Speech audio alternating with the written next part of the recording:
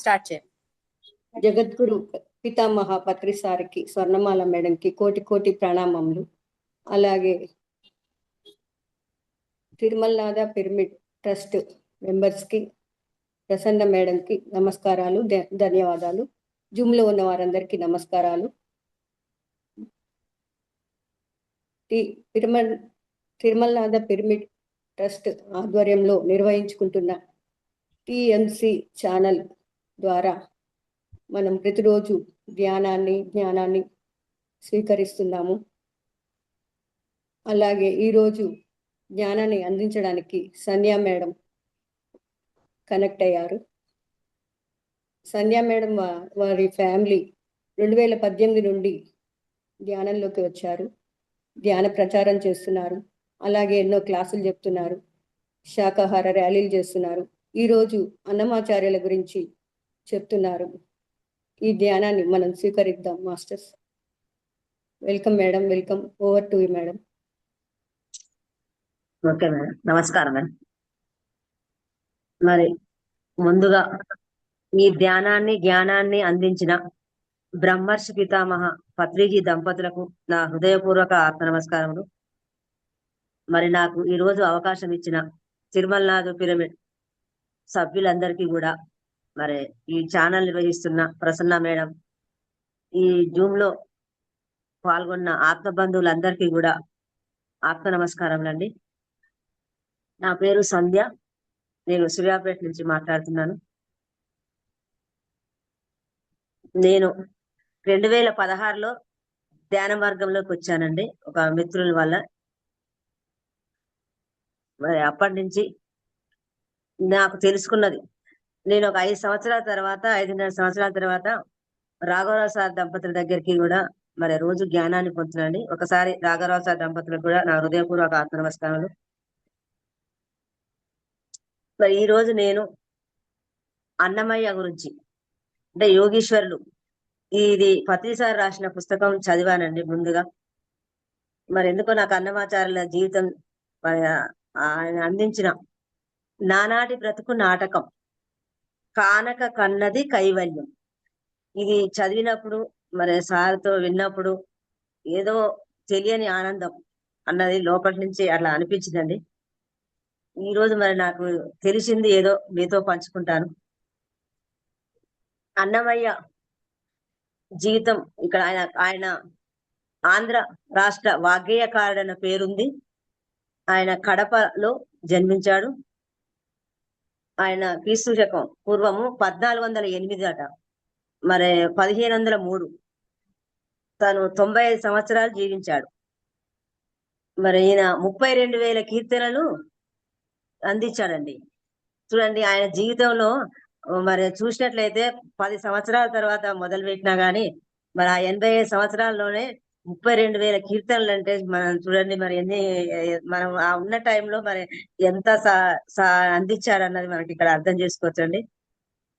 తను మనం చదువుకుంటప్పుడు కూడా ఒక పాఠం ఉండేదండి తెలుగులో అన్నమయ్య గురించి. ఆయన చిన్నప్పుడే, ఎందుకంటే కొడవలతోటి ఆ గడ్డికి వస్తుంటే గాయమై రక్తం వెళ్తుంటది అమ్మ అని ఆ టైంలో ఆయన అంటుంటే, అక్కడ కొంతమంది భక్తులు తిరుపతికి వెళ్తున్నాం మేము శ్రీనివాస్ దగ్గరికి అంటుంటే, అతడు కూడా వాళ్ళతో పడి ఆ తిరుపతికి వెళ్ళాడని అప్పుడు చదువుకున్నాం. మరి అప్పటి నుంచి ఆయన అక్కడ ఉండి మరి ఎన్నో కీర్తనలు అసలు అనుకోకుండానే ఆయన లోపల నుంచే వచ్చాయటండి. అదిగో మన శ్రీనివాసుడు అని ఆయన పాటలు మనం వింటుంటే మనం ఏదో చదివాము విన్నామని కాదట, ఆయన లోపల నుంచే ఆయనకు అలా వచ్చాయటండి ఆ జ్ఞానము. అంటే వాళ్ళ కారణ జన్ములు అని మనం తెలుసుకుంటామండి. అలాంటి వాళ్ళకే మరి అలా అంత జ్ఞానం అనేది మరి వస్తుంది. మరి ఈరోజు ఆయన కీర్తనలో ఒకటి నానాటి బ్రతుకు నాటకం, కానక కన్నది కైవల్యం, దాని గురించి తెలుసుకున్నాం. ఇక్కడ నానాటి బ్రతుకు నాటకం అంటే చూడండి, ఇక్కడ ఒక్క పదంలోనే మనం ఆధ్యాత్మికంలోకి వచ్చినాక అర్థాలు అన్నది ఎంత ఉంటది అన్నది ఇక్కడ ఈ అన్నమాచార్యులు చెప్పిందంటే తెలుస్తుందండి. నానాటి, ఇక్కడ నానాటి అంటే చూడండి, మనం ఈ 4 రోజులే ఆయన ఏమంటుండంటే నానాటి బ్రతుకు, అంటే ఈ బ్రతుకు అంటే ఫస్ట్ ఇలా రెండు ఉన్నాయండి. బ్రతుకు అన్నది ఒకటి, నాటకము అన్నది ఒకటి, రెండు. బ్రతుకు అంటే జీవితం. మనం ఎప్పుడైతే ఈ భూమి మీదకి వచ్చామో, వచ్చినప్పటి నుంచి మనం ఆ శరీరం వదిలిపెట్టేదాకా మనం ఉన్న బతికినన్ని రోజులు ఉండేదే అదే బ్రతుకు జీవితము అని చెప్తున్నాం. మనం వచ్చిన తర్వాత ఇక్కడ నాటకం చూడండి. నాటకము అంటే ఈ నాటకం అన్న పదం కూడా చిన్నప్పుడు నేను కూడా చిన్నప్పుడు డ్రామాలు అనేది వేసేవారండి ఊర్లలో. అంటే సినిమాలు ఉండేది అప్పట్లో, వీళ్ళు కూడా వేసేది నాటకాలు. ఇక్కడ నాటకము అన్న దానికి మనకు తెలుసుకుంటే అర్థము, ఆ నాటకం చూస్తున్నంతసేపు కూడా అది మనకు ఏం తెలుసు, అది నిజము వాస్తవము అనుకుంటాం అన్నట్టు. అది అది ఎంతసేపు అది చూసినంతసేపు అది నిజమే అనిపిస్తుంది. ఆ చిన్నప్పుడు ఆ డ్రామాలల్లో వాళ్ళు ఏం చేసేదంటే, అప్పుడు లవకుశలు అంటే నేను కూడా ఎక్కువ తక్కువ నేను చూసిన చెప్పాలంటే నాటకాలైనా. అయితే అందులో మనకి ఏమి అనిపిస్తుంది అంటే, అది చూస్తున్న సేపు అది జరుగుతుందంతా నిజమే అనుకుంటాం అన్నట్టు. అంటే మళ్ళీ తర్వాత తెల్లారి చూస్తే వాళ్ళు వేషం ఇప్పిరు అనుకోండి. ఆ వేషం ఇప్పినాక వాళ్ళు వేరే మళ్ళా. అప్పుడు మనం రాత్రి చూస్తే వీళ్ళు వీళ్ళు ఏ పాత్ర వేసిర్రు ఆ వేషము అందులో మళ్ళీ తర్వాత మామూలు స్థితికే వస్తారట. అందుకే ఇక్కడ మన జీవితం కూడా అన్నమాచారులు ఏమంటుండు, ఇక రెండు చెప్తున్నట్టు, ఈ మన నానాటి బ్రతుకు నాటకం. మన అన్నయ్య చెప్తుండు ఈ జీవితం అన్నది ఒక నాటకం. అయితే ఈ నానాటి అంటే 4 రోజులే చెప్తుంది. 4 రోజులంటే బాల్యం, యవ్వనం, ప్రౌఢ దశ, వార్ధక్యం. చూడండి ఆయన ఆయన మొత్తం కూడా దీన్ని ఏం చేసి 4 రోజులు చేస్తుంది. అంటే ఈ 4 రోజులు జీవితానికి ఈ నాటకం అంటే ఈ ఒక్క జన్మలోనే కాదంటుండు, ఈ ప్రతి జన్మలో కూడా ఉంటాయి ఈ 4. ఎన్ని జన్మలు ఎత్తినా మనం ఒక 300 జన్మలు దాటే మనం ఈ మార్గానికి వచ్చామన్నది అందరం తెలుసుకున్న విషయం ఇది మన గురు ద్వారా. అయితే ఈ ప్రతి జన్మలో ఈ దశలు తప్పం అంటుండు. ఈ బాల్యం అన్నది, యవ్వనం అన్నది, ఈ ప్రౌఢ దశ, ఈ వార్ధక్యం అన్నది ఉంటాయి అంటుండు. అయితే మన మళ్ళీ ఏమంటుండు, నాటకం, మన జీవితం అన్నది ఒక నాటకం. ఇక్కడ ఏమంటుండు, కానక కన్నది కైవల్యం. కానక అంటే ఇక్కడ కానక అంటే దాని అర్థం ఏంటంటే, ఈ భౌతిక నేత్రాలతో కాదు, ఈ చర్మ చక్షులతో కాదు కన్నది, మనం ఏదైతే దివ్య చక్షుతో కన్నదే కైవల్యము అని ఇక్కడ అన్నమాచార్యులు చెప్తున్నారండి. చూడండి, మనం ఎంతసేపు కూడా ఈ కళ్ళతో చూసేదే మనం అన్ని నిజం అనుకుంటున్నాం. ఈ చర్మ చక్షులతో చూస్తున్నాం ఈ స్థూల దృష్టి అంతా, ఈ ప్రపంచాన్ని అంతా. అది ఇక్కడ అన్నమాచార్యులు ఏమంటుండు, నువ్వు ఈ కళ్ళతో కాదు నాయన, ఈ భౌతిక నేత్రాలు కాదు, నువ్వు దీంతో కాకుండా కానక కన్నది ఏదైతే ఈ దివ్య చక్షుతో ఏదైతే గంటవో ఆ దివ్య నేత్రంతో చూసేదే కైవల్యము అని చెప్తున్నది. అయితే దానికి మనం ఏం చేస్తున్నాం, మనకు బ్రహ్మర్షి పత్రిజీ గారు కూడా చెప్పారు. ఏం చెప్పారు, శ్వాస మీద ధ్యాస. మనం ఎప్పుడైతే కళ్ళు రెండు మూసుకుంటున్నాం, మరి కాళ్ళు క్రాస్ చేసుకొని మనం చక్కగా ఏం చేస్తున్నాం, శ్వాస మీద ధ్యాస పెడుతున్నాం. ఎప్పుడైతే మనం శ్వాస మీద ధ్యాస పెడుతున్నామో అప్పుడు మన చిత్తం క్షమించి, అంటే ఇక్కడ ఎప్పుడైతే చిత్తవృత్తులన్నీ నిరోధించబడతాయో అప్పుడే మనసు శాంతం చెంది మనం ఈ విషయంలో అనంతమైన ఆ విశ్వశక్తిని తీసుకొని అప్పుడే మనకు ఆ యొక్క మనలో ఉన్న దివ్యశక్తి అనేది ఓపెన్ అయిద్దని చెప్తుందండి. అంటే ఇది చెప్తున్నారు. అంటే ఎవరి సాధన బట్టి ఎవరు ఎంత మనం శక్తిని పొందుతున్నామో ప్రతి ఒక్కరం ఎవరికి వాళ్ళమే అండి. అంటే ఈ జన్మలోనే మరి దివ్యశక్తిని పొందిన వాళ్ళు ఉండొచ్చు. మరి నేనైతే చేసుకుంటూ పోతున్నా. నా అనుభవం అయితే నాకు ఇది క్రమం తప్పకుండా సాధన చేస్తున్నాం. అది ఇక్కడ అన్నమాచార్యులు చెప్పింది. మరి ఎప్పుడైతే ఈ కానక కన్నది అన్నది ఏంటంటే, ఇలా చేస్తూ ఉంటేనే ఎవరైతే మన చిత్తవృత్తులు ఎప్పుడైతే మన అన్ని కూడా నిరోధించబడుతుందో అప్పుడే మన మనసు శాంతి చెంది ఆ యొక్క మన దివ్య నేత్రం ఓపెన్ అయితే అప్పుడు చూసేదే కైవల్యం. మనం చూడండి, ఇప్పుడు చూసేది కాదంట, ఆ కళ్ళతో చూసేదే అప్పుడు మనం కైవల్యం పొందుతామని ఇక్కడ అన్నమాచార్యుల వారు చెప్తున్నారండి. అయితే దానికోసం మనము ప్రతి ఒక్కరం కూడా చూడండి, జీవితం అంటే ఏమనుకుంటాము, మనం ఏమనుకుంటున్నాం, ఒక హిందువు అయినా ఎవ్వరి జీవితం అయినా ఒకటేనండి. నువ్వు హిందువు అయినా, నువ్వు ముస్లిం అయినా, నువ్వు క్రైస్తవ అయినా, చూడండి, నువ్వు రాజు అయినా, నువ్వు బీదవాడివైనా, నువ్వు పురుషుడివా, నువ్వు స్త్రీవా, ఎవరైనా ప్రతి ఒక్కరి జీవితంలో ఇవి ఉంటాయి. ఇప్పుడు మనం చూసినట్టయితే ఎవరి జీవితంలో కూడా ఈ ఈ నానాటి అన్నది చెప్తుండండి. అందరికీ ఉంటది మన జీవితంలో అన్నదే మనం తెలుసుకోవాలి. ఇప్పుడు బాల్య దశ ఎవరికి ఉండదు? ఏ హిందువు అయినా ఉంటది, ముస్లిం అయినా ఉంటది, నువ్వు రాజు అయినా ఉంటది, ఎవరివైనా ఉంటదండి. ఈ అందరికీ కూడా ఉండేది ఏంది?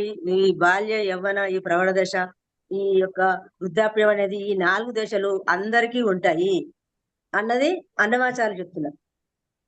అయితే ఈ కూడా మళ్ళీ తర్వాత ఏమంటున్నాము? ఈ ఎప్పుడో మన మన వార్ధక్యం అయినాక తర్వాత మనకి ఏం జరుగుతుంది? ఇక్కడ కానక కన్నది కైవల్యం. ఎప్పుడో ఈ శరీరాన్ని వదిలిపెడతాం. ఎప్పుడైతే శరీరాన్ని వదిలిపెడతామో అప్పుడు ఏమీ ఉండవు. ఈ ఉంటాయా అండి? ఏది ఉండదు. మనం శరీరం వదిలిపెట్టిన తర్వాత ఏమీ ఉండవు. మనం ఎక్కడికి వెళ్ళిపోతాం? పైలోకాలకి వెళ్ళిపోతాం అని. కాబట్టి ఈ ఈ దశలన్నది ప్రతి ఒక్కరికి మనం ఎన్నో జన్మల నుంచి వస్తూనే ఉన్నాము. ఇప్పుడు కూడా ఏ మతంలో పుట్టినా, ఏ కులంలో పుట్టినా ఈ 4 దశలన్నది అందరికీ ఉంటాయి అనేది ఇక్కడ చెప్తున్నాడండి.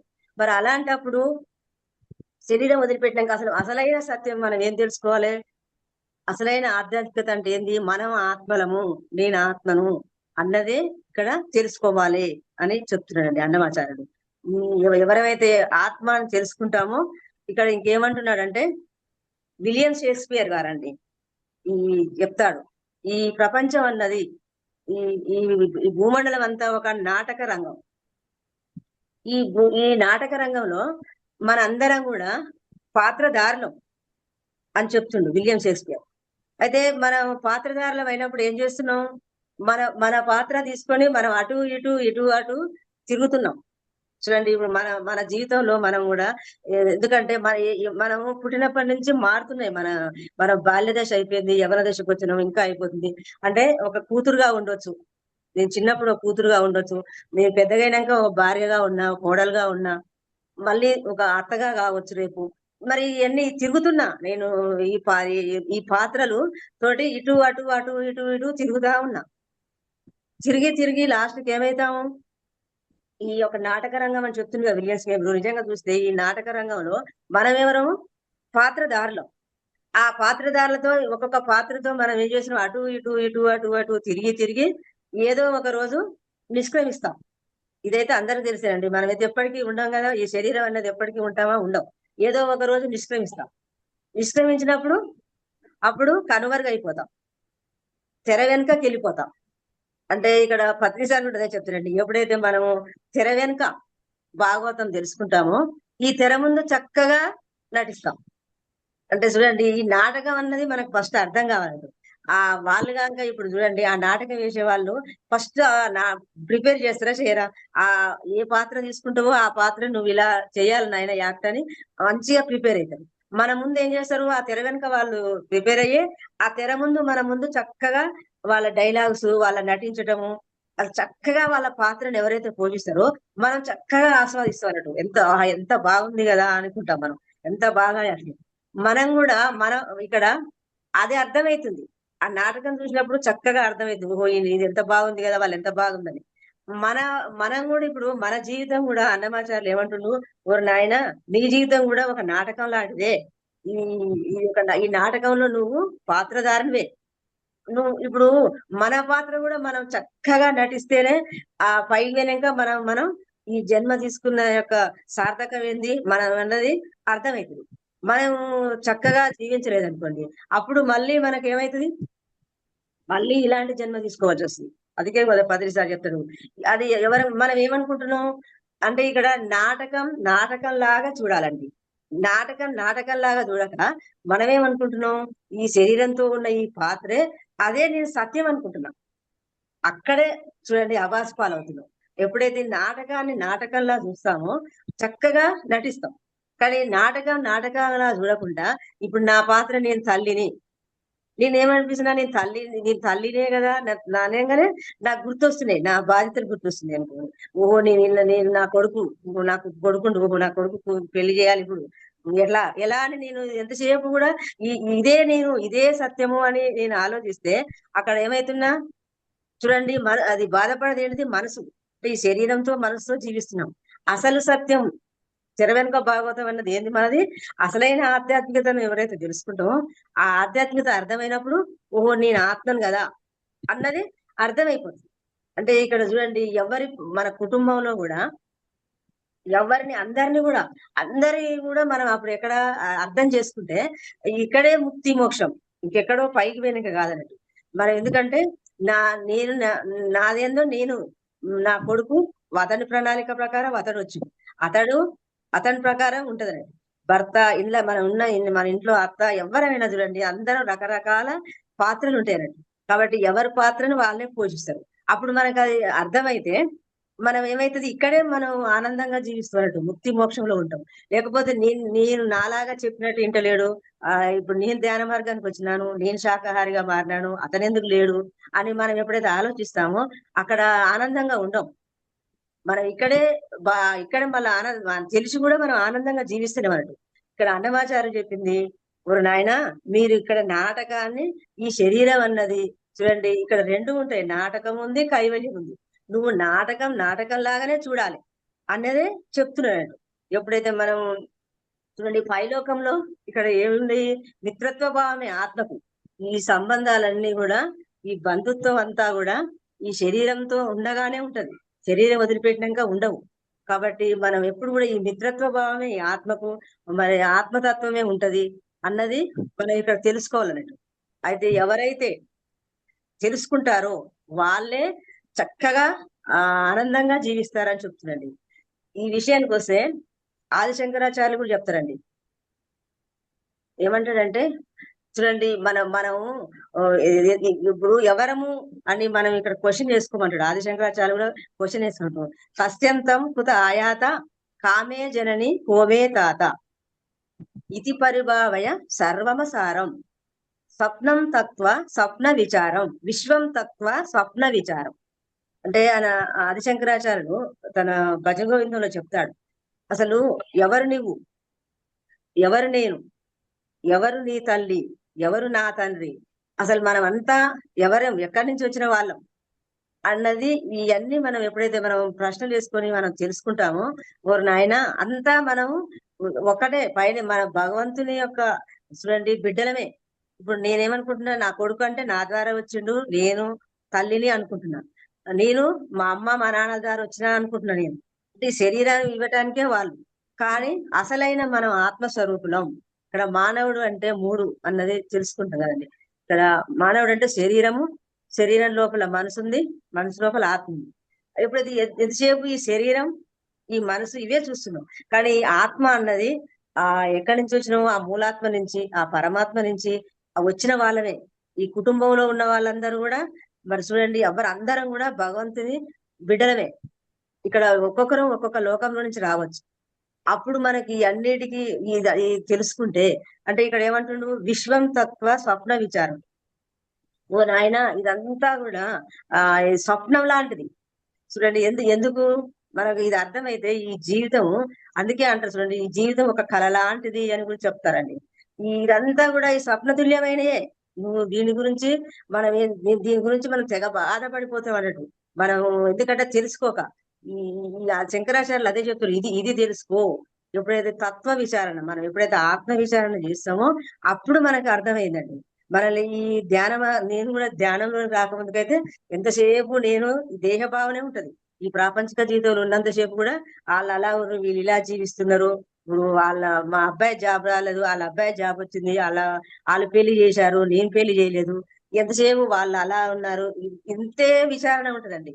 ఇక్కడ శంకరాచార్యులు చెప్పినాడు, ఎప్పుడైతే మనం ఈ ధ్యాన మార్గాల కోసము ఒక సద్గురు దగ్గరికి వచ్చాము అంటే, నా విషయం చూస్తే పత్రిజీ గారి దగ్గరికి వచ్చినాకనే చూడండి, ఆ పత్రిజీ సార్ చెప్పిన సందేశాలే కాకుండా ఒక్కొక్క యోగీశ్వరుల గురించి కూడా చెప్పాడంటే, ఈ రోజు అన్నమయ్య గురించి చెప్తున్నాడంటే అన్నమయ్య చెప్పింది సత్యం అదే ఉంది, మరి పత్రిజీ గారు చెప్పిన సత్యం అదే ఉందండి. అంటే సత్యం అన్నది మారదు అన్నది ఇక్కడ మనం అర్థం చేసుకోవాలి. కాబట్టి ఈ అన్నమాచార్యులు ఇంకా కూడా ఈయన చెప్పేదాంట్లో ఇంకా ఏం చెప్తారంటే, పుట్టుటయు నిజము, పోవుటయు నిజము, నడని పని నాటకము, ఎదుటగలది ప్రపంచము, కడపది కైవల్యము. ఆయన చూడండి ఇంకా ఏమంటుండంటే, నాయన ఈ పుట్టుటయు నిజం, పోవుటయు నిజం, అంటే ఈ రాకపోకలు అన్నవి నిజాలు అని చెప్తుందండి. పుట్టడం అంటే ఆ పైలోకం నుంచి మనం ఈ భూమి మీదకి రావటమే. అంటే ఒకానొక భౌతిక శరీరం, ఈ భౌతిక తొడుగును తీసుకొచ్చుకుని వస్తుంది ఆత్మ. అదే పుట్టుక. ఒక తల్లి గర్భంలో నుంచి ఒక శిశువుగా వస్తాం. అదే పుట్టుక అన్నది. మళ్ళీ మళ్ళీ ఏమైతుంది? ఆ వచ్చిన తర్వాత ఈ శరీరంలోంచి ఏదో కొన్ని రోజులకే కావచ్చు, కొన్ని క్షణాలకే కావచ్చు, కొన్ని సంవత్సరాలకే కావచ్చు. ఎప్పుడైతే ఈ శరీరంలో నుంచి ఆత్మ తప్పుకుంటుందో, నిష్క్రమిస్తుందో అదే చావు, మరణం. అంటే ఇక్కడ చూడండి, మనం ఏమనుకుంటామంటే చావు అన్నది 90 ఏళ్ళు జీవించవచ్చు, 70 ఏళ్ళే జీవించవచ్చు, అసలు 20 ఏళ్ళకి కూడా చనిపోయే వాళ్ళు ఉన్నారు. అసలు గంట చూడండి, కొన్ని రోజులలో కూడా చనిపోవచ్చు, క్షణాలు కూడా అంటుంది. అంటే నువ్వు తల్లి గర్భం నుంచి ఎప్పుడైతే భూమి మీద ఈ శరీరంలో నుంచి ఈ ఎప్పుడైతే ఆత్మ తప్పుకుంటుందో కొన్ని క్షణాలకు కూడా చనిపోతారు. అది చావే. చావు అన్నావంటే నువ్వు ఎప్పుడైనా నువ్వు ఇన్ని రోజులు అనేది లేదు, దానికి దానికి ఇంత టైం అనేది ఏం కేటాయించలేదు, ఇన్ని సంవత్సరాలు అనేది. కాబట్టి నువ్వు ఎప్పుడైతే శరీరంలో నుంచి ఎప్పుడైతే నిష్క్రమిస్తుందో ఈ ఆత్మ, దాన్నే చావు. అంటే ఈ రాకడా పోకడా, ఈ రాకపోకలు అన్నవి నిజాలు. చూడండి, ఫస్ట్ మనకు ప్రాపంచిక జీవితంలో నిజం అంటే, సత్యం అంటే తెలియదండి. నాకైతే తెలియదండి. అసలు దానికి రెండింటి మధ్యన ఉన్న డిఫరెన్స్ తెలవలే. నిజం నిజంగా అంటే ఉన్నట్లుగా చెప్తున్నావు అనుకునేది. సత్యం మాట్లాడుతున్నావు అంటే ఈ సత్యం అంటే నిజం అంటే ఇది ఏంటిది తేడా అర్థం కాలేదు. ఎప్పుడైతే మనం ఈ మార్గంలోకి వచ్చినాకనే చూడండి, ఇవి నిజాలు. ఈ పుట్టుక చావు అన్నది నిజాలు అని చెప్తున్నారండి. మళ్ళీ సత్యం గురించి తర్వాత తెలుసుకుంటాం మనం చెప్తుంటే. అది ఈ రెండింటి మధ్యలో ఏం జరుగుతుంది చూడండి. పుట్టుక మధ్యన చావు మధ్యలో ఏమంటుండు? నట నడ నీ పని నాటకం. ఈ పుట్టుక మధ్యలో చావు మధ్యలో మనం ఏం చేస్తున్నాం? మన పని నాటకం అంటుండండి. అంటే చూడండి, ఏ నాటకం అంటే ఏదో ఒకటి తీసుకుంటున్నాం. ఈ జన్మలో మనం ఒక డాక్టర్ కావచ్చు, ఒక రాజువే కావచ్చు, ఒక వ్యవసాయం చేసుకోవచ్చు, ఒక బిజినెస్ చేయొచ్చు, నువ్వు ఒక రాజకీయవేత్తవే కావచ్చు, ఒక ఎంఏ కావచ్చు, ఎంపీ ఏదైనా కావచ్చు. అంటే ఏదో ఒక పరిస్థితిని నువ్వు తీసుకొచ్చుకుంటున్నావు ఈ మధ్య నాటకం. తర్వాత ఏమంటున్నావు? ఎట్ట ఎదుట గలది ప్రపంచం. మన ఎదురుగా చూడండి, భగవంతుడు మనకి ఈ శరీరాన్ని మనం వచ్చిన భూమి మీద తీసుకొచ్చిన మన ఎదురుగా ఏం కనపడుతుంది? ఈ ప్రపంచం కనపడుతుంది. ఆ ప్రపంచాన్ని చూడటానికి మనకు ఇంద్రియాలు ఇచ్చు. చూడండి, మన జ్ఞానేంద్రియాలతోటి చక్కగా ఈ ప్రపంచాన్ని వీక్షిస్తున్నాం. ప్రతి ఒక్కరం కూడా, మన అందరం కూడా ఈ ప్రపంచాన్ని ఇంద్రియాలతోటి మనం చూస్తున్నాం. కాబట్టి ఎట్ట ఎదుట గలది ప్రపంచం, కట్ట గడపది కైవల్యం. అంటే కట్టగడపది కైవల్యం అంటే ఏదో ఒక రోజుకు అనుకుంటున్నాం కదా, అందరం ఈ శరీరం నుంచి నిష్క్రమించే వాళ్ళని. అంటే ఈ శరీరం నుంచి మనం నిష్క్రమించగానే మనము ఉండము, ఈ ప్రపంచము ఉండదు. చూడండి, ఇప్పుడు ఉన్నది, ఇప్పుడు మనం ఇక్కడ ఉన్నామంటే ఈ ప్రపంచం అవపడుతుంది మన ఎదురుగా, మనం నాటకం ఉన్నది మనది ఇది కనిపిస్తుంది. కానీ మనం వెళ్ళిపోతే ఏదీ లేదు, ప్రపంచం లేదు, ఏదీ లేదు. అంటే ఆ కట్టగడపది కైవల్యం. అంటే చూడండి, శరీరం వదిలిపెట్టినాక అంటే ఎన్ని రోజులకు అంటే మామూలుగా 2-3 రోజులకైనా వెళ్ళిపోవచ్చు, ఓ 10 రోజులు 11 రోజులని అనుకోవచ్చు మనం మినిమం. ఆ 10-11 రోజులలో మనం పై లోకాలకు వెళ్తాం, అంటే ఆత్మలోకాలకు వెళ్ళిపోతాం. వెళ్ళిపోయిన తర్వాత ఇన్ని రోజులుగా ఇప్పుడు మనం వేసిన, నువ్వు జమీందారువా, నువ్వు రాజకీయ ఎమ్మెల్యేవా, ఎంపీవా, చూడండి మళ్ళీ తర్వాత మనం ఇంకా ఏ నాటకాలు వేస్తున్నా, కూతురుగా వేస్తున్నా, నేను కోడలుగా వేస్తున్నా, అత్తగా వేస్తున్నా, ఈ నాటకాలన్నీ కూడా వేస్తూనే ఉన్నాం. ఇవన్నీ కూడా ఈ ప్రపంచము అన్ని ఏది ఉండదు. మనం ఇప్పుడు శరీరం వదిలిపెట్టినాము అన్ని ఇక్కడే. ఈ చూడండి, ఈ బంధుత్వాలన్నీ కూడా ఇక్కడే పోతున్నాయి అంటుంది, ఇక్కడే నాశనం అయిపోతాయి అంటుంది. మనం పైకి వెళ్ళిన తర్వాత అందరం సరి సమాన ఆత్మలం. చూడండి, ఇక్కడ ఆత్మలం అంటే అందరం సరి సమానమే. ఇక్కడ భర్త అయినా, ఇక్కడ భూమి మీద భర్త కావచ్చు, ఆ పైకి పోయిన తర్వాత అంత ఫ్రెండ్స్మే. ఈ ఆత్మకు ఉన్నది మిత్రత్వ భావమే, ఆత్మతత్వమే. అందుకే పత్రి సార్ ఏమన్నది? My dear friends, my dear God's, my dear masters. అంటే అప్పుడు అనిపించింది, మొదలు ఈ మాటలు విన్నప్పుడు అర్థం కాలే, మనకు బయట ఎవరి మాటలు లేవు, కానీ గురువు గారు ఎందుకు ఇలా సంబోధిస్తున్నాడు అన్నది నాకు అర్థం కాలేదండి. ఎప్పుడైతే నేను ఇది చదివినప్పుడు, ఓహో, వాళ్ళు సద్గురువులు కాబట్టి ఈ భూమి మీద భాషగా పైలోక భాషను మనతో మాట్లాడుతున్నారు. అంటే వాళ్ళు మనందరినీ, గురువు గారు మనందరినీ దైవాలుగానే చూసిండు ఆయన. ఓ, మీరందరూ కూడా దైవాలే అని మనను చూసిండు. పైన అంతా మాస్టర్స్మే, అందరం మిత్రుత్వమే, అందరం మనం ఇక్కడ స్నేహభావమే. ఈ ఆత్మకు అన్నది ఉన్నది. ఈ బంధువులలో అత్త కోడలు శత్రుత్వాలు ఇవన్నీ ఇక్కడే పోతాయి. మనం అంతా సరి సమాన ఆత్మలము అన్నది ఈ యొక్క మీద ఏమి లేదండి. ఇక్కడ నాటకం అంటే మీద కనపడే రంగులే. అసలైనది ఏంది? మనం ఆత్మలము అన్నదే ఇక్కడ తెలుసుకోవాలంట. ఎప్పుడైనా మనం కట్టగడపది కైవల్యం. ఈ కైవల్యం అన్నది కంపల్సరీ కైవల్యం పొందాల్సిందే. మనం ఎవరమంటే ఆత్మలం కాబట్టి అన్నదే ఇక్కడ చెప్తుండండి. ఇంకోటి ఏం చెప్తుందంటే, కుడి చేతన్నము కోక చుట్టెడిది, నడవంత్రము పని నాటకము, ఒడిగట్టుకొనిన ఉభయ కర్మములు గడి దాటినప్పుడే కైవల్యము. చూడండి, కుడి చేతన్నము కోక చుట్టేది అంటే అన్నమాచారం చెప్పిన చూస్తే అసలు మనమంట భూమి మీదకి వచ్చి మనం ఏం చేస్తున్నాం? అసలు మనం అన్నం తినటానికి అన్నము, కట్టుకోవటానికి బట్టల కోసమే అసలు ఎంత శ్రమిస్తున్నారు. 24 గంటలు దీనికోసమే మీరు తెగ కష్టపడిపోతున్నారు. చూడండి, అన్నమాచార్యులు అంటుండ్రు అసలు ఇది ఈ తినే అన్నం కోసం, ఈ బట్టల కోసం అన్నది ఎంత చిన్న అల్ప సుఖం. ఇదేమైనా పెద్ద విషయమా అంటుండండి. మనం ఆ అల్ప సుఖాని కోసము మనం ఎంతసేపు కూడా మనం చేసే సంపాదనలు అంతా కూడా దీనికోసమనే మనం అంత కష్టపడుతున్నాం. అసలు దీనికోసం అంత ఎందుకు? ఆడు క్వశ్చన్ చేస్తున్నాడు, ఎందుకు మీకు ఇంత పరితపిస్తున్నారు? ఎందుకు ఆహారం కోసం ఇంత పరితపించడం అవసరమా అంటే ఇంకేమంటుండు, మీకు తినడానికి ఏం కావాలి? అంత ప్రపంచం అంతా రోటీ కపడా వాళ్ళన్నట్టే ప్రవర్తిస్తురు. అసలు ఒక రొట్టె ముక్క, ఒక మామిడికాయ ముక్క, మధ్యాహ్నం ఒక కప్పు టీ, ఒక రాత్రి ఒక రొట్టె ముక్క, ఆ ముక్క చాలు, నిమ్మకాయ ముక్క. అంటే చూడండి, పత్రిసారి కూడా అట్లా చెప్పింది. అంటే అది చాలు మీ శరీరానికి అంటుండండి. మనమేమనుకుంటున్నాం? మనం చూడండి, చదువులు మనం సంపాదించగాక మన పిల్లలు కూడా అరే బాగా చదవండి, బాగా ఏంటి చదివేది? బాగా చదివి వాడు పెద్ద ఉద్యోగం చేసి ఏం చేయాలి? మనం ఎంతసేపు ఈ తిండి తినడం కోసమేనా ఇంత ఇంత కష్టపడటం అవసరమా? ఈ తిండి కోసమే అన్నమాచార్యులు అసలు మీరెవరు అంటే చూడండి, మరి అసలు వాళ్ళు యోగీశ్వరులు ఏం చెప్తారు, అసలు నీవెవరు? అసలు నువ్వు వచ్చింది ఏమిడికి? నువ్వు పైలోకం నుంచి భూమి మీదకి వచ్చింది ఏమిడికి? అసలు అది మర్చిపోయినావు. అసలు నువ్వు వచ్చిన పని ఏందో తెలుసుకోక ఈ తిండి తిప్పల కోసమే ఇంత కష్టపడి శ్రమించి ఎందుకు పరితపిస్తున్నావు నాయన అని అన్నమాచార్యులు మనల్ని అంటున్నారండి. ఇంకా ఏమంటున్నారంటే, బట్టలు, అసలు బట్టలు అన్నది ఎందుకు? ఇప్పుడు చూడండి, మనం ఇప్పుడు ఉన్నది చూస్తే అసలు వేలకు వేలు పెడుతుంది బట్టలు. ఆయన ఏమంటున్నాడంటే అన్నమాచార్యులు, ఎండ, వాన, చలి ఈ 3 కాలాల నుంచి నువ్వు ఈ శరీరాన్ని మనం తట్టుకోవడం కోసమే ఈ వస్త్రం అంటుంది. అలా ఉన్నామా అండి మనం? అసలు నిజంగా ఇది చదువుతుంటే నిజంగా ఎంత ఉన్నామా అనిపిస్తుందండి. అసలు ఇప్పుడున్న బట్టలకు లక్షలు, వేలు, ఒక ఫంక్షన్ చేస్తే అసలు అసలు ఎంత ఫుడ్ కోసం ఎన్ని లక్షలు ఖర్చు పెడుతురండి. ఒక ప్లేట్ కి ఇంత అని కట్ చేసుడు. అసలు వాళ్ళు ఎవరెంత తింటురో తెలుసులేదండి. అంతా ఆయన నిండిపోతుంది.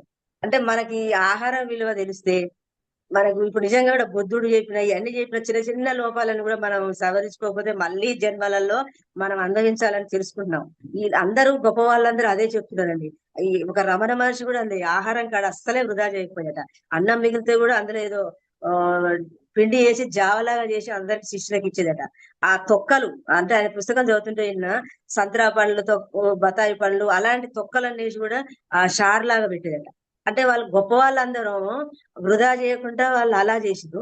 ఇక్కడ మనమైతే వచ్చేసరికి అసలు మన గొప్పల కోసం ఇన్ని రకాలు పెడితే నేను అబ్బా అసలు ఆయన పెళ్లి చేశాడంటే ఎంత గొప్పగా చేశాడండి, అబ్బా ఎన్ని వెరైటీస్ పెట్టిండో, ఇంకా నేను చేస్తే ఇంకొక వెరైటీ పెట్టాలి అంటే ఇక్కడ మనం ఏమనుకుంటున్నాం అంటే ఈ శరీరానికే విలువిస్తున్నట్టు. ఈ శరీరాన్ని విలువించి ఈ దేహానికే మన గొప్ప కోసం మనం ఎన్ని రకాలు పెట్టి ఈ డబ్బునంతా సంపాదిస్తున్నాం. కష్టపడ్డ డబ్బంతా ఆ తిండి కోసం, ఆ బట్టల కోసం, వాటి కోసమే ఖర్చు పెడుతున్నాం. అసలు నువ్వు ఎవరు అన్నది మర్చిపోయినాం. అసలు మనం ఎవరము మనం అన్నది ఎప్పుడైతే మనకు అర్థమవుతుందో, అందుకేనండి ఇప్పుడు కనీస అవసరాలు ఉంటే చాలు అని మన ఆధ్యాత్మిక మార్గంలోకి వచ్చిన వాళ్ళకి ఎందుకు చెప్తారంటే, అసలైంది తృప్తిగా ఉన్నంతలో తృప్తిగా ఉంటే అదే గొప్పది, అదే నిజంగా అసలైన ధర్మము అనుకుంటామండి. తృప్తిగా ఉన్న వాళ్ళు ఏంటంటే మిగతా సమయం అంతా కూడా తానెవరో మనం తెలుసుకుంటేందుకు సాధన కోసము, మన స్వాధ్యాయం కోసము, ఈ సాంగత్యం కోసం ఉపయోగించుకోవచ్చు. కానీ ఇంకా భగవంతుడు మనకు అర్హత ఉన్నంతే వస్తుంది. మనం ఎంత పరితపించినా మన ప్రాప్తంలో ఉంటే వస్తుంది, అప్రాప్తంలో ఉన్నది రాదు అని ఎప్పుడైతే మనకు అర్థమవుతుందో మనం దీనికోసం ఉపయోగించుకుంటాం మన సమయాన్నంతా. ఇప్పుడు అన్నమాచార్యులు అదే చెప్తుండ్రు. అసలు ఏమంటుండ్రు, ఈ నాటకానికి ఇంత శోభ ఎలా? అసలు మీరు ఏంది అసలు, ఇది నట నీ పని నాటకం. నటనడ నీ పని నాటకం అయితే నాటకానికి ఇంత శోభ ఎలా? ఈ బట్టలకు ఈ తిండికి ఎందుకు ఇంత వెచ్చిస్తున్నారు? మనం ఇప్పుడు చూడండి, నాటకాన్ని నాటకంలాగానే చూస్తాం బయట చూస్తే. నాటకానికి ఎందుకంత అనుకుంటలేము. ఇది నాటకంలాగా అనిపిస్తలేదు మనకు. నిజంగా ఈ భూమి మీదకి వచ్చి ఇదే శాస్త్రం అన్నట్టు, అసలు ఇదే అన్నట్టు మనం జీవిస్తున్నాం. కాబట్టి అన్నమాచార్య చెప్తున్నారు, మీరు నాయన మీరు ఈ నాటకం, ఈ నాటకానికి ఇంత శోభ ఎలా? మీకు ఎందుకు ఇలా పెడుతున్నారు? ఈ బట్టల కోసం తిండి కోసం ఇంత కష్టపడి ఇంత పరితపిస్తున్నారు అని చెప్తున్నారండి ఇక్కడ. ఇంకా అంటే చూడండి, మన కరోనా వచ్చినప్పుడు కూడా మన ఇంట్లో బియ్యము, పప్పులు, ఉప్పులు, కారాలు మనకు ఇంకా 6 నెలలకు తినేది కూడా ఉంటదండి. నేను కూడా ఆలోచించుకున్నా. మన మనసు ఏం చేస్తుందంటే, నేను నిజంగా తింటానికి నాకు ఇంట్లో 6 నెలలకు సరిపోని ఉన్నా గానీ ఈ మనసు ఇంకేదో లేని దాని గురించి ఆలోచిస్తుంది. పోతే భవిష్యత్తుకు పోతది, పోతే గతానికి పోతది. ఆ ఉన్న వర్తమానంలో ఉండదు. నా పరిస్థితి కూడా నేను అదే చెప్తున్నానండి. ధ్యాన మార్గంలోకి పొంగేది ఎప్పుడు ఇంకెక్కువ. కాకపోతే ఇప్పుడు తెలుసుకొని, ఓరి నాయనా భవిష్యత్తు మనకొద్దు, ఈ గతం గురించి ఆలోచించొద్దు. ఉన్న ఇంట్లో ఉన్న శరీరానికి ఎంత తింటాము? నిజంగా చెప్పాలంటే ఆహారము, మనం తినే అంత ఆహారం ఉన్నాక కూడా ఇంకా ఆలోచిస్తున్నామంటే మనం ఎంత అజ్ఞానం అన్నది అర్థమవుతుందండి. మనం ఉన్నంతలో అసలు ఒక బండి నడవటానికి పెట్రోల్ పోస్తే బండి ఎలా నడుస్తుందో, ఈ శరీరం నడవటానికి కూడా మనకి ఎంతో కొంత ముద్ద తింటే చాలు అంటున్నాడండి. అన్నప్పుడు మనం ఎంత సమయాన్ని నిజంగానండి, అంటే ఈ సమయాన్ని ఎంత చాలా అసలు ఇన్ని రోజుల నుంచి చాలా వృధా చేశామని నేను చెప్పుకోవచ్చండి. ఏదో లేదు, ఇంకా నా జీవితం ఇలా ఉంది, పక్క వాళ్ళ జీవితం అలా ఉంది. ఆ మనసు ఎంతసేపు ఇలాంటి ఆలోచనలకి పోయింది కానీ, అసలు నేను వచ్చింది ఇప్పుడు ఎప్పుడైతే గురువు గారు వచ్చినాకనో కొంచెం ఇది తెలుసుకున్నాండి. నేను వచ్చింది ఇప్పుడు జ్ఞానం కోసం వచ్చిన. నాకు ఈ అన్నమయ్య చదివినప్పుడు అనిపించండి. కాకపోతే బట్టల కోసం మాత్రం పెట్టాలనిపించకపోయింది నా జీవితంలో ఎందుకో గాని. తెలిసాను కాదు అక్కడ. ఎందుకు సహజంగా ఉండటం అలవాటు. నేనులాగానే ఉంటే ఎందుకు మనం మనం ఉన్న స్థాయిలో ఉంటే చాలు. గొప్పగా ఉండాలని ఎందుకు, ఈ బట్టలకి ఎందుకు ఇన్ని వేలు ఖర్చు పెట్టాలి అన్నది అనిపించేది. ఎప్పుడైతే ఇది చదువుతావో నిజంగా ఇదే కరెక్ట్ కదా అనిపించేది. అప్పుడు మనం చూసి వాళ్ళు ఏమనుకుంటారో, వీళ్ళు ఏమనుకుంటారో, ఒక ఫంక్షన్ కట్టింది మళ్ళీ కట్టుకుంటుంది, ఏమైతే ఇట్లా ఉంటుందా అనుకుంటుందా అనిపించేది అప్పుడు. ఇప్పుడు నిజంగా అనిపిస్తుంది, ఓహో నిజంగా కూడా అదే కరెక్ట్. ఎంత సహజంగా బతికి మనం ఈ బట్టల కోసం కాకుండా, వీటి కోసం కాకుండా అసలైన మన కోసం మనం జీవించి, ఈ సత్యం ఎప్పుడైతే మనం ఈ సాధన చేసుకుంటూ మనం ఎవరో అసలు స్వరూపాన్ని మనం ఎప్పుడైతే తెలుసుకుంటామో అదే గొప్పది కదా, మోక్షం పొందడం కదా మనది అసలైనది అన్నది ఇక్కడ అర్థం చేసుకుంటున్నామండి. ఇంకా ఏమంటున్నాడంటే, నటనడ నీ పని నాటకం. ఇక్కడ ఒడి గట్టుకొనిన ఉభయ కర్మములు గడి దాటినప్పుడే కైవల్యం. అంటే ఇక్కడ మనకు ఉభయ కర్మలు అంటున్నాండి. మనం ఒడిగట్టుకుని అంటే మన ఎమ్మటే ఉంటాయట. మనము అనుకున్నాం కదా అండి, 300 జన్మలు 350 జన్మలు తీసుకుని ఈ మార్గానికి వచ్చినాము. ఎవరమైనా ప్రతి జన్మలో అంటే మనం మంచి చేస్తాము, చెడు చేస్తాం. ఈ చిట్టా ఉంటది ఎవరికైనా. ఈ ఆకాశ రికార్డ్ అనేది మనకు అందరం అనుకున్నాం. మనం ఏం చేస్తున్నామో మన ప్రతిదీ రికార్డ్ అయిపోతుంది పైకి. కాబట్టి మన మన సంచితంలో ఉన్నది, మన మంచి అనేది ఉంది, మన చెడు అని ఉంది. అయితే ఎప్పుడైతే ఈ రెండు కూడా గడి దాటినప్పుడే కైవల్యం. ఈ ఉంటే మన కైవల్యం బంధం. కాబట్టి మంచి అన్నది బంధమే, చెడు అన్నది బంధమే. అయితే మంచి అన్నది చూడండి బంగారు సంఖ్యలు కావచ్చు, ఈ చెడు అన్నది ఇనుప సంఖ్యలు అయితే రెండూ బంధమే. కాబట్టి మనం ఈ రెండిట్ల నుంచి కూడా బయటపడమంటుంది. ఈ రెండు గడి దాటినప్పుడు అంటే ఈ రెండు నుంచి బయటపడితేనే నువ్వు కైవల్యం పొందుతావు. అందుకే గీతలో కూడా ఏం చెప్తారంటే శ్రీకృష్ణ పరమాత్ముడు, శుభ పరిత్యాగి భక్తిమాన్ యస్సమే ప్రియ. అంటే నువ్వు శుభ అశుభ, శుభము వద్దు అశుభము వద్దు, ఈ రెండింటిని పరిత్యజించిన వాడే నాకు మిక్కిలి ఇష్టడు. మనం అందుకే అంటే పుణ్యము వద్దు పాపం వద్దు, ఇంకా చెప్పాలంటే మంచి లేదు చెడు లేదు, ఈ రెండింటిని పరిత్యజించాలి ఎవరైతే. అంటే ఇక్కడ ఉన్నది నిజంగా ఎప్పుడ ద్వైతం నుంచి అద్వైతానికి రమ్మంటుంది శ్రీకృష్ణ భగవంతుడు. భగవద్గీతలు ఏం చెప్తుండో అన్నమాచార్య కూడా అదే చెప్తుండో. ఇక్కడ మనం ఏమనుకుంటామంటే నేను అన్నది ఉంటామండి ప్రతిదీ కూడా. నిజంగా కూడా అందులో నుంచి చెప్పేటప్పుడు చెప్తా, వినేటప్పుడు వింటా, కానీ మళ్ళీ అందులో జీవించేటప్పుడు మాత్రం పోతలేదు అన్నదే చూసుకుంటామండి. ఇక్కడ నేనన్నదే, నేను ఒకరికి మంచి చేస్తున్నాను, నేను ఒకరికి చెడు చేస్తున్నాను. నువ్వు ఎవరిని కూడా చూడండి, మనం ఎవరిని బాగు చేయలేము, ఒకరిని చెడగొట్టలేమంటండి. ఎవరికి వాళ్ళే అన్నది ఇక్కడ తెలుసుకోవాలండి. నేను మంచి చేస్తున్నాను అన్నదే అదే నీకు బంధం అయిపోతుంది. నేను చేస్తున్నాను అన్నదే నీకు బంధం. ఇక్కడ ఏమంటుందంటే భావ బంధమే భవబంధంగా మారుతుందట. అసలు ఆ భావ బంధం అనేది మనం తీసేయి. నువ్వు ఈ అసత్య భావన వద్దు, నీలో ఒకటి ఉండదు. అసత్య భావన నుంచి బయటపడటమే ముక్తి. కాబట్టి ఈ భావబంధాల నుంచి బయటపడాలి అన్నదే ఇక్కడ అన్నమాచార్యులు వారు చెప్తున్నారండి. మనకు పత్రిసారి కూడా అదే చెప్తాడు. వద్దు ఆయన నీకు ఏది వద్దు అంటాడు, మంచి చెడులు అన్నది వద్దే వద్దు అంటాడు. కాబట్టి ఇవి ఎప్పుడైతే మనం వీటి నుంచి బయటపడతామో అప్పుడే మనకు కైవల్యం. చూడండి, గడి దాటినప్పుడే కైవల్యం అంటున్నాండి. ఇవి ఉంటే మనకు ఆ కైవల్యం అన్నది మనం పొందం. కాబట్టి దీని గురించే మనం ఎక్కువ అంటే ఇది రావాలంటే చెప్పేటప్పుడు చెప్పొచ్చు అండి అంత ఈజీగా. మనం ఆచరించే కాడికి వచ్చే మాత్రం ఆ నేనన్నదే వచ్చేస్తుందండి. నేను నా జీవితంలో నేను కూడా చెప్తున్నాను. కానీ అది ఇంకా ఆ నేను అన్నది ఎందుకంటే 300 జన్మల ఒక ఇంగోడప్పగాక ఎంత కడిగినా వాసన పోనట్టు ఈ జీవభావం అన్నది మరి ఇన్ని జన్మలు ఎత్తి ఎత్తి ఎత్తి నేను నేను నేను అని చెప్పి చేసి నేను అన్నది అది పోవాలంటే ఎలా పోతుంది? ఈ సద్గురువులు వచ్చినాక కూడా ఈ మార్గానికి వచ్చి కూడా తెలుసుకుంటున్నాం. ఇంకా అందులో నుంచి ఇంకా బయటపడాలి అనుకుంటున్నాం. కానీ ఇంకా సాధన సరిపోతలేదు. ఇంకా దానికి సరిదగ్గ సాధన చేసి ఇందులో నుంచి బయటపడాలన్నదే ఈ ద్వారా అన్నమాచార్యులు చెప్పిన ద్వారా ఇక్కడ తెలుసుకున్నానండి. ఇంకా ఏం చెప్తున్నారంటే ఎప్పుడైతే ఇవన్నీ దాటుకున్నప్పుడే మనము ఆ కైవల్యం పొందుతాము అని చెప్తున్నారండి.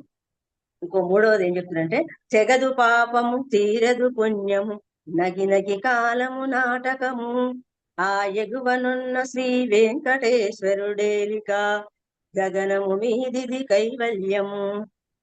చూడండి, ఇంకా ఏమంటున్నాడంటే తెగదు పాపము తీరదు పుణ్యము. మనం ఏమనుకుంటామంటే పత్రిసారి చెప్పిండు మాంసాహారాన్ని పనిచేసినాం, మనం శాకాహారులమైన మనం ఇక్కడ బయటపడ్డాము హింస నుంచి అనుకుంటున్నాం. కానీ మనం చూడండి, మనం బయట నడుస్తుంటాం. ఎంత చిన్న క్రిములు మన చెప్పు కింద మనం చస్తలేవా? మనం ఇల్లు ఉడుస్తుంటాం, మనం వంట చేస్తున్నాం. అంటే చూడండి, మనకు తెలియకుండా మనము ఇంకా వస్తూనే చనిపోతున్నాయి క్రిములు. అంటే ఇక్కడ ఏమంటుండు, తెగదు అసలు ఈ జన్మ కాదండి, నువ్వు ఎంత చేసుకుంటూ పోయినా, నువ్వు ఎంత మారినా నీకు తెగదు పాపం. ఈ పాపం అన్నది తెగదు అని చెప్తున్నాడండి. ఇది అర్థం చేసుకోవాలండి. మళ్ళీ ఇంకా పుణ్యం కూడా ఏమంటుండు, తీరదు పుణ్యం. మనం అనుకుంటున్నామండి నేను ఇక్కడ ఎవరికో సాయం చేస్తున్నా, మంచి చేస్తా, పంచి పెడుతున్నా, డబ్బులు పంచి పెడుతున్నా, నువ్వు చీరలు పంచిపెట్టు, నువ్వు పుస్తకాలు పంచిపెట్టు, ఇంకా కొంతమంది మిగిలే ఉంటారు. అంటే మనం ఇస్తుంటే ఇంకా కొంతమంది నాకు ఇవ్వమని అడిగే వాళ్ళే ఉంటారు. అంటే నీకు ఈ జన్మకు నువ్వు అడిగిన వాళ్ళందరికీ మనం ఇవ్వగలుగుతామా? అంటే మన పుణ్యం అన్నది ఎంత చేసుకుంటూ పోయినా గానీ ఆ పుణ్యం తీరుతుందా? తీరదు. అంటే ఇక్కడ అర్థం చేసుకోవాలంటే ఈ తీరని తెగని వీటి గురించి ఎందుకు నువ్వు ఆలోచిస్తావు? ఈ పుణ్యము పాపము గురించి నీకెందుకు? అందుకే మనకు పత్రిసారి ఇది చాలా చెప్పాలండి. నువ్వు పుణ్యం పాపం గురించి నా కాదు నాయన. అందుకే పుణ్యకర్మలు పాపకర్మలు వద్దు అనంటే ఇది మామూలు గురువులు చెప్పారండి, ఒక సద్గురువులు మాత్రమే చెప్తారు. అందుకే మనకు పత్రిసారి చెప్పాడు, నీకు పుణ్యం వద్దు పాపం వద్దు. నీకు కావాల్సింది ఏంది? మనం ఎలాంటి కర్మలు చేస్తే మనం కైవల్యం పొందుతాం? ఇక్కడ అన్నమాచార్యులు కైవల్యం అంటుండు, పత్రిసారైనా మోక్షం పొందాలన్నాడు. మోక్షం పొందాలి అంటే నువ్వు ముక్తి కర్మలు చేయి, నువ్వు సత్కర్మలు చేయి, నువ్వు ఆత్మకర్మలు చేయి. అవి చేయి.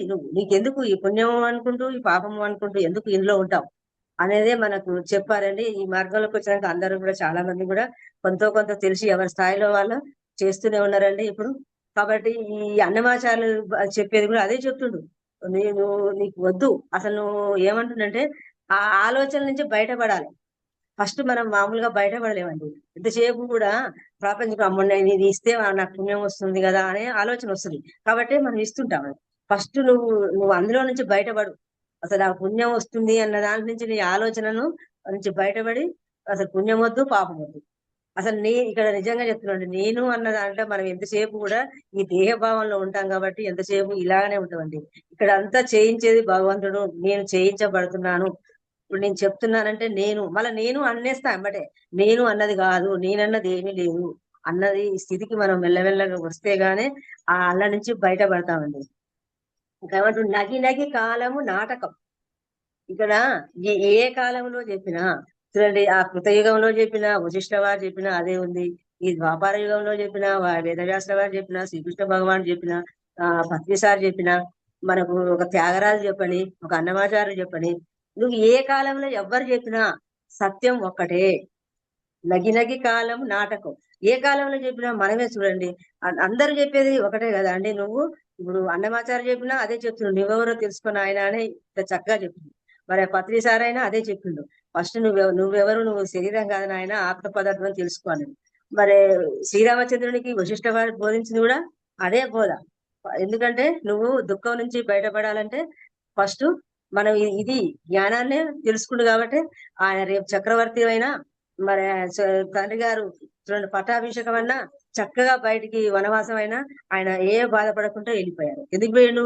ఆయనకు ఆ జ్ఞానం అర్థమైంది కాబట్టి ఆయన బాధపడలే. ఎవరైనా ఏ కాలంలోనైనా ఈ ఆత్మ నుంచి ఆత్మజ్ఞానం అన్నది తెలిస్తేనే ఆ దుఃఖం నుంచి బయటపడతామండి. ఫస్ట్ నేనెవరు, అసలు ఆ సత్యాన్ని మనం ఎప్పుడైతే అర్థమై ఆ సత్యాన్ని అనుభవంలోనికి పొందుతారో వాళ్ళందరూ చెప్పేది ఒకటే. చూడండి బుద్ధ భగవానుడు చెప్పిన ఒకటే. ఇప్పుడు కర్మ సిద్ధాంతం చూడండి, నీ వాస్తవానికి నీవే సృష్టికర్తవు అంటాడు పత్రిసారి. మరి బుద్ధుడు చెప్పినా ఏది జరిగినా మన మంచికే అంటాడు. అసలు అందులో ఎంత అర్థం ఉందండి. ఆ బుద్ధుడు కూడా పునర్జన్మ సిద్ధాంతాన్ని, కర్మ సిద్ధాంతాన్ని తీసుకుని అందులో నుంచి చెప్పిన ఆ మాటలు అర్థం కావాలంటే ప్రపంచంలో అర్థం కావాలి. ఏది జరిగితేనంటే మంచి అట. నాకు కష్టం వచ్చిందిరా దేవుడా అంటే మంచి అంటే ఎలా మంచి? ఇప్పుడు పెళ్లి ఎత్తిపోయింది, బాగైంది అంటే వాడు ఏమంటాడండి? భలే చెప్తున్నారు, అయ్యా నా పెళ్లి ఎత్తిపోయిందని నేను బాధపెడితే నా బిడ్డకు బాగా జరిగిందంటే ఏంది అని తిట్టుకుంటాడు. ఒక రోగం వచ్చింది అంటే మంచిది అంటే ఊరుకుంటారా? అంటే బుద్ధుడు చెప్పింది ఎంత లోతుగా ఉంది. ఒరే నాయన, నీకు ఏది జరిగినా మన మంచికే. ఇప్పుడు నా జీవితమే ఉంది, నా జీవితంలో నాకు ఏది అనుకున్నట్టు కాలేదు. అయితే నాకు ఇప్పుడు విచారణ చేస్తే ఓహో నాకు ఇవన్నీ కావట్లేదు కాబట్టి నాకు ఈ మార్గంలోకి వచ్చినాక గట్టిగా నిలబడ్డా. ఓహో నేనెవరిని, అసలు ఎందుకు ఇలా జరుగుతుంది అన్నది ఎప్పుడైతే అవగాహనకు వస్తుందో ఆ కర్మ సిద్ధాంతం అన్నది గట్టిగా నమ్మి నేను వచ్చింది మన చాలా జన్మలు అయినాయి, ఎంజాయ్లు అయిపోయినాయి కాబట్టి అన్నమాచార్య చెప్పినట్టు మనకు తినటానికి తిండి మామూలు అవసరాలు ఉన్నా చాలు, అసలు నేనెవరో తెలుసుకొని ఎన్ని జన్మలని ఇంకా భూమి మీదకి వస్తాం, అసలు విసుగు విరక్తి రావాలి అంటాడు సాయిబాబా. చూడండి ఎవరు చెప్పినా ఏ కాలంలో చెప్పినా సత్యం అదే. సాయిబాబా ఈ మధ్య కాలంలో చెప్పింది కదా, ఆయన అంటాడు ఇహములో కానీ పరములో గాని విసుగు చెందాలి. అసలు ఆ విసుగు అనేది ఇక్కడ గాని ఆ పైకి పోయినప్పుడు గాని మనం ఏమాత్రం విసుగు చెందంది జ్ఞానం రాదంటాడండి. అందుకే అంటాడు వైరాగ్యం లేని వారికి జ్ఞానం రాదంటాడు వశిష్ఠ వారు. మరి ఈ సత్యం అందరు చెప్పేది అదే అనిపిస్తుంది. కాబట్టి నగి కాలము నాటకము అన్నది ఇక్కడ తెలుసుకున్నాం. ఇంకా ఏమంటుండు, ఆ ఎగువనున్న శ్రీ వెంకటేశ్వరుడేలిక అంటే ఇక్కడ వెంకటేశ్వర స్వామిని ఎందుకు తీసుకున్నాడంటే ఆ పైన చూడండి ఆ సహస్రార స్థితిలో అన్నది మనం ఇక్కడ అర్థం చేసుకోవాలి. ఒక మూలాధారం నుంచి చూడండి స్వాదిష్టానం, మణిపూరకము, అనాహత, విశుద్ధ, ఆజ్ఞాచక్రం, ఇక్కడి నుంచి ఇక్కడికి పోయిన వాళ్ళు ఆ యోగీశ్వరుడు ఉండేది ఇక్కడ పరమపదం చెందుతాం. ఆ పైన ఉండేది ఆ యొక్క ఎగువనున్న శ్రీ వెంకటేశ్వరు అంటే అందరూ ఒక వెంకటేశ్వర స్వామిలా కావాలి అన్నదే అన్నమాచార్య చెప్తున్నాడు. పత్రిసారి కూడా అదే చెప్తున్నాడు. ప్రతి ఒక్కరు కూడా ఆ సహస్రార స్థితి పొందాలి, ఎక్కడ ఆగేది లేదంటాడు. జ్ఞానమూర్తులుగా ఉండకండి అనేది పత్రిసారి కూడా, ఎక్కడ మనం ఆగొద్దు అన్నట్టు. ప్రతి ఒక్కరు కూడా ఆ పరమ పదము ఇక్కడే కైవల్యము పొందుతాం అన్నట్టు. కాబట్టి ప్రతి యోగీశ్వరుడు ఉండేది అక్కడ. కాబట్టి అందరూ కూడా ఆ శ్రీ వెంకటేశ్వర్ లాగానే విరజిల్లాలి అన్నదే ఆ 7వది అయినా సహస్రార స్థితి పొందాలన్నది ఆ ఎగువనున్న శ్రీ వెంకటేశ్వరుడేలిక అని చెప్తున్నారండి. ఇంకా ఏమంటున్నాడు, గగనము మీదిది కైవల్యం. ఇక్కడ గగనము అంటే ఆకాశం. అంటే చూడండి ఈ పాంచభౌతికాలు, ఈ పృథ్వీ తత్వం, తర్వాత చూడండి ఈ జలతత్వము, అగ్నితత్వము, వాయుతత్వము, ఆకాశతత్వం, ఈ 5 పైన ఉండేది ఇది కైవల్యం. అంటే ఈ 5 కూడా మనకు చూడండి ఈ స్థూల ప్రపంచం అంతా ఈ కంటితో కనపడుతుంది, ఈ కళ్ళతో చూస్తున్నాం ఈ స్థూలదురు. ఈ స్థూలంలో నీ కైవల్యం రాదు. ఈ చూసే దాంట్లో మనం కైవల్యం పొందం. వీటి మీదిది అంటుండు, గగనము మీదిది. అంటే మనం ఏమనుకోవాలి, మనం ఈ సూక్ష్మ లోకాలకు వెళ్ళిన తర్వాత అక్కడ మనం పొందేది కైవల్యం. ఇక్కడ ఈ కంటితో చూసే ఈ స్థూల ప్రపంచం అంతా కూడా మనకు కైవల్యం రాదు. కాబట్టి గగనము మీదిది కైవల్యము అన్నది ఇక్కడ అర్థం చేసుకోవాలండి. ఇక్కడ రెండేనండి. ఇక్కడ ఏం చెప్తున్నా జీవితం నాటకం, కైవల్యం. అంటే ఇక్కడ రెండుల నాటకం అన్నది శరీరానికి సంబంధించింది, ఈ జీవితానికి సంబంధించింది, ఈ ప్రాపంచికం. ఎప్పుడైతే ఈ నాటకం లాగా చూడాలి. చూడండి ఈ కైవల్యం అన్నది మనం ఆత్మలం కాబట్టి ఆత్మకు సంబంధించింది కైవల్యం పొందాలి అన్నది రెండూ మనం తెలుసుకోవాలండి. అందుకనే అన్నమాచారులు ఆయన నానాటి బ్రతుకు నాటకం. ఇది జీవితం అన్నది నాటకం. మళ్ళీ నువ్వు కైవల్యం పొందాల్సిందే. అందుకే ప్రతి ఒక్కరు కూడా ప్రతిసారి ప్రతి ఒక్కరు నాయన ఈ దివ్యనేత్రాన్ని సంపాదించుకోండి అని చెప్పేవాడు కదా. ఏదైతే చెప్పారో అన్నమాచార్య కూడా అదే చెప్తున్నాడు. ప్రతి ఒక్కరు కూడా కైవల్యం పొందవలసిందే. అయితే చూడండి, పైలోకం నుంచి ఆత్మ మూడు ముచ్చట మనం ఈ జీవితాన్ని ఏం చేస్తున్నాం, ఒక ఆనందంగా ఉంటలేదు. నేను ఇక్కడ ఈ పాత్రలో ఎంతసేపు నీ తల్లినే కదా, అని తండ్రినే కదా అని ఎంతో బాధపడి ఏడుస్తూ బతుకుతున్నాం, జీవిస్తున్నాం. అసలు తెచ్చుకున్న ఆత్మ ఏంది? అక్కడ కోరికతో తెచ్చుకున్నారండి. తను ఎంతో ఇష్టంతో తీసుకొచ్చుకున్నాడు ఈ దేహం ఇక్కడికి. ఎందుకంటే అనుభవాలు పొంది పాఠాలు నేర్చుకోవడానికి భూమి మీదకి ఎదుకో తీసుకొచ్చుకుంటే మనం ఏం చేస్తున్నాము, అదే నేను అనుకొని, అదే ఆయన సత్యం అనుకొని అందులోనే పీరుకుపోయి ఈ భూమి మీద ఉండేదే ఇదే వాస్తవం, ఇదే సత్యం అనుకొని మనం ఎంతో దుఃఖించుకుంటూ ఈ జీవితాన్ని ఎట్లా భారంగా మనం బతుకుతున్నాం. మనం ఆనందంగా బతుకుతలే వచ్చిన సమయాన్ని మంచిగా ఉపయోగించుకుంటున్నట్టు. కాబట్టి ఇక్కడ ఇది అర్థం చేసుకుంటే ఇది నాటకం అని ఎప్పుడైతే అర్థమవుతుందో, నాటకం నాటకం లాగానే నటించాలి. అంటే కుటుంబాలలో మనం నటించాలి. మనం ఆత్మలం కాబట్టి మనతో మనం జీవించాలి. ఈ నటించడము జీవించటము రెండు నేర్చుకుంటే కొంత చాలా తగ్గించుకుంటాం అండి మనము బాధని. ఎందుకంటే ఆ కుటుంబం కాబట్టి తప్పదు. ఆ కుటుంబంలో నువ్వు తెచ్చుకుందే, నువ్వే కదా తీసుకొచ్చుకున్నావు, నీ పాత్ర నువ్వే. ఇదంతా అర్థమైతే మనమే కారణము అని ఎప్పుడైతే మనకు అర్థమైందో, మనం ఎన్నో జన్మలు, మన గత జన్మల బట్టే మనం ఈ జన్మ పరిస్థితులు అన్నప్పుడు అర్థమైనప్పుడు మనం అలా చక్కగా నటిస్తాం. నటించకపోతే ఇప్పుడు అర్థమైనాక మళ్ళీ ఇలాంటి పాత్ర మళ్ళొకసారి తేవాలనా, అదేదో ఇప్పుడే అయిపోద్దిగా అన్నది చక్కగా నటిస్తామండి. ఎప్పుడైతే మనం ఆత్మలం అని మనకి ఎప్పుడైతే అర్థమైందో, ఇలాంటి మార్గము ఇలాంటి అవకాశాలు ఇచ్చారు ఈ రోజు అన్నప్పుడు చూడండి, ఎక్కడ పిరమిడ్లు కట్టినాయి, ప్రతిసారి ఇన్ని పిరమిడ్లు కట్టించి అందరినీ సాధన చేసుకోమని, అందరినీ నిజంగా జ్ఞానం తెలుసుకొని అందరం కూడా జ్ఞానాన్ని మనం తెలుసుకొని మనకు తెలిసిన ఇతరులు చెప్పమని చక్కగా చెప్పినందుకు మనతో మనం జీవిస్తామండి. ఎప్పుడైతే మనం కైవల్యం పొందుతాం, ఇలా మనం చేయగా చేయగా మనం కూడా ఈ జన్మలో తెలిసేంత వరకు చేసినా గానీ ఏదో జన్మలో మనం కూడా కైవల్యం పొందుతాం. అసలైన కైవల్యం పొందే వరకు మళ్ళీ జన్మలు తప్పవు. కాబట్టి మనం జన్మలు తగ్గించుకొని కర్మలు తగ్గించుకోవాలంటే ఇక్కడ మనం కంపల్సరీ మనం కూడా మన జీవితంలో ఏది ఉన్నా ఏది లేకపోయినా అసలు అది కాదు, నా లక్ష్యం ఏంది అన్నది ఇప్పుడు మన లక్ష్యం మనకు అర్థమైంది. మనం పూర్ణాత్మగా ఎదగటం అనేది మన గమ్యం ఏంది, మనం సత్యలోకం వెళ్ళడం అనేది. కాబట్టి ఈ అన్నమయ్య చెప్పినట్టు ఆ కైవల్యం పొందటమే అసలైంది. కట్ట గడపది కైవల్యం. ఎన్ని చెప్పినా మన కట్ట గడపది కైవల్యం. కాబట్టి ఈ కైవల్యం పొందాలి అన్నదే ప్రతిసారి కూడా ప్రతి ఒక్క పిరమిడ్ మాస్టర్లు అందరూ కైవల్యం పొందాలి, అందరూ కూడా మీకు తెలిసిన సత్యాన్ని కూడా అందరికి చెప్పండి అని ఈ నానాటి బ్రతుకు నాటకంలో ఇచ్చారండి. కాబట్టి ఈ రోజు మరి నాకు తెలిసినంతా మరి మీతో పంచుకున్నానండి. థ్యాంక్ యూ అండి. ధ్యానం చేద్దామంటే ధ్యానం.